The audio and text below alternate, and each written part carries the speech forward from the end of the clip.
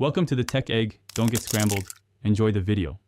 In this video, I will show you how to make delicious lobster pizza using an easy method.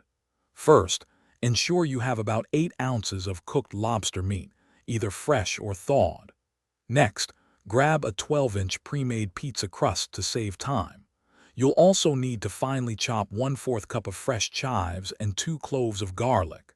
This simple preparation sets the stage for a fantastic meal. Now let's build our flavor base.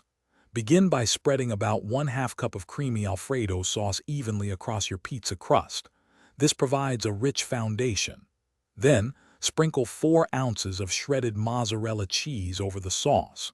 Finally, arrange your chopped lobster meat, minced garlic, and fresh chives across the cheese layer. This combination creates a truly gourmet experience. It's time to bake your masterpiece. Preheat your oven to 400 degrees Fahrenheit.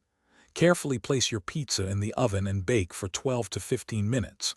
You'll know it's ready when the crust is beautifully golden brown and the cheese is melted and bubbly. Once out of the oven, a light drizzle of olive oil and a sprinkle of fresh parsley will add a perfect finishing touch. After baking, allow your lobster pizza to cool for about 5 minutes.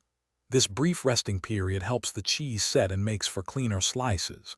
Then, cut your pizza into 8 equal slices, perfect for sharing or enjoying yourself. For those who love to read, check out the new Kindle Paperwhite. It's fantastic for enjoying books anywhere. You can find a link to it and other great deals in the description below. Enjoy your delicious homemade lobster pizza. Thanks for watching. Consider subscribing if I helped unscramble your problems.